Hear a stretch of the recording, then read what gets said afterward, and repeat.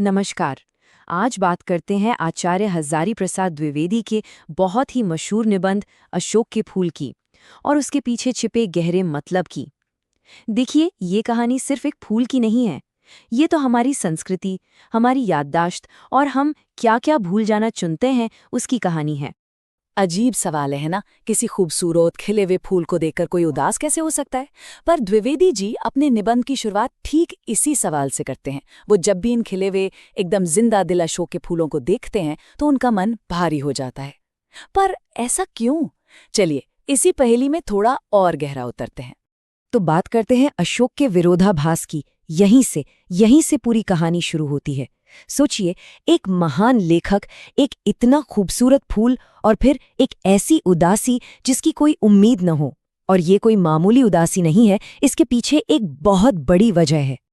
अब देखिए, ऐसा बिल्कुल नहीं है कि द्विवेदी जी को खूबसूरत चीजों में कुछ बुरा देखने में मजा आता है। कुछ लोग होते हैं ना, वैसे नहीं।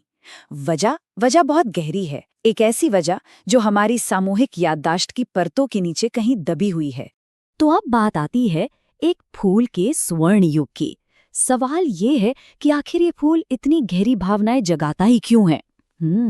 इसे समझने के लिए हमें थोड़ा सा समय में पीछे चलना होगा।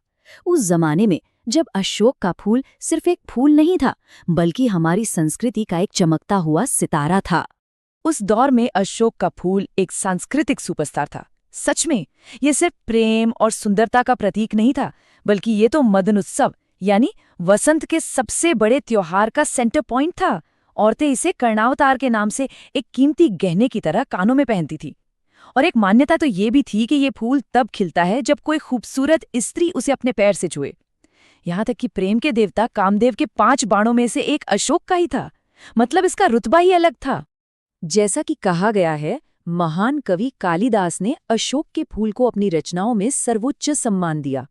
मतलब कालिदास ने तो अपनी लेखनी से अशोक को अमर ही कर दिया था।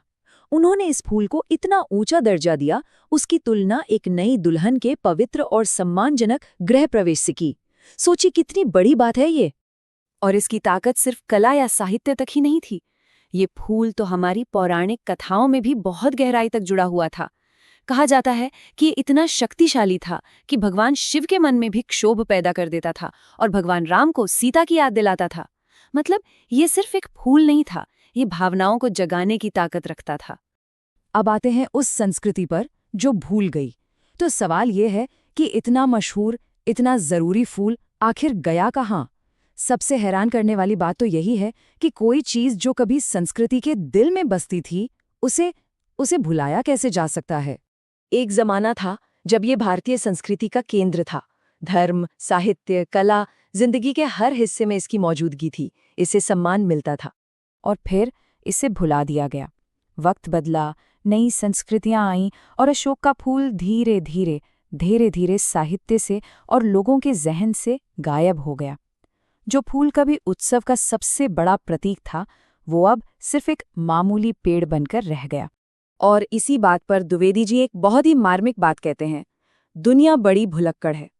उनका मानना था कि ये दुनिया सिर्फ उतना ही याद रखती है जितने से उसका मतलब निकलता हो, उसका स्वार्थ पूरा होता हो। जो चीज काम की नहीं रहती, उसे वो बस फेंक कर आगे बढ़ जाती है। तो दुनिया क्या याद रखती है? वो चीजें जो उसके स्वार्थ को पूरा करे, जो तुरंत काम की हो, जिनसे कोई फायदा हो। और दुनिया क्या भूल जाती है? हर वो चीज जो अब किसी सीधे काम की नहीं रही, वो परंपराएं जिनका असली मतलब कहीं खो गया है। द्विवेदी जी के हिसाब से इस भूलने के पीछे का कारण एक ही है, स्वार्थ। समाज उन्हीं चीजों को बचाकर रखता है जो उसके मतलब की हैं, बाकी सब भुला दिया जाता है। तो अब आते हैं द्विवेदी जी के शाश्वत संदेश पर। और यहीं निबंध का सबसे जरूरी हिस्सा सामने आता है, क्योंकि ये कहानी कभी सिर्फ एक फूल के बारे में थी ही नहीं। ये तो एक बहुत गहरे विचार का प्रतीक है। द्विवेदी जी रविंद्रनाथ टैगोर के एक शब्द का इस्तेमाल करते हैं, महामानव समुद्र, भारत के लिए। एक ऐसी जगह जहां अलग अलग संस्कृतियां, आर्य, अनार्य, यक्ष, गंधर्व सब आकर एक हो गईं। और अशोक का फूल वो इसी सांस्कृतिक मिलावट का, इसी संगम का प्रतीक है, जिसे आज हम भारतीय संस्कृति कहते हैं। और देखिए, वो फूल, वो आज भी उसी मस्ती और खूबसूरती से खिल रहा है जैसा वो 2000 साल पहले खिलता था। समाज ने उसे भुला दिया, ठीक है, पर अशोक के फूल का क्या बिगड़ा? कुछ नहीं, वो तो आज भी अपनी ही धुन में मस्त है, वैसे ही खिल रहा है। अगर कुछ बदला है तो वो है इंसान का नजरिया। तो अशोक के फूल से प्रेरणा क्या मिलती है? पहली बात कि जीवन हमेशा बदलता रहता है, शानो शौकत आज है, कल नहीं भी हो सकती। दूसरी बात, सच्ची संस्कृति हमेशा जिंदा रहती है, जो कई अलग-अलग स्रोतों का संगम होती है।